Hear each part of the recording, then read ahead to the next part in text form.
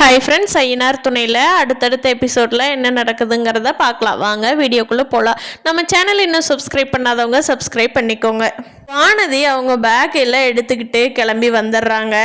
Aunty, இனிமேல் நான் அந்த வீட்டுக்கு போகவே மாட்டேன்டா, என்னை ரொம்ப டென்ஷன் பண்ணுறாங்கடா, என்னால் அங்கே இருக்கவே முடியல அப்படின்னு சொல்லி வந்துடுறாங்க.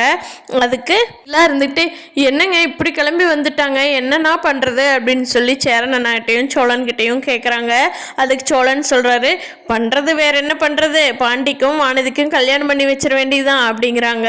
சேரன் நிலாவெல்லாம் ஷாக் ஆகி பார்க்குறாங்க. என்னது இப்போவே கல்யாணமா, வானதி இன்னும் சின்ன பொண்ணு இல்லையா அப்படின்னு சொல்லி நிலா சொல்கிறாங்க.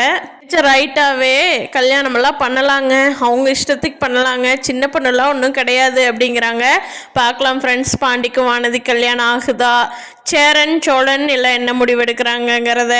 இந்த வீடியோ பிடிச்சிருந்தா லைக் பண்ணிக்கோங்க. நீங்கள் என்ன நினைக்கிறீங்கன்னு கீழே கமெண்ட் பண்ணுங்கள். தேங்க்யூ.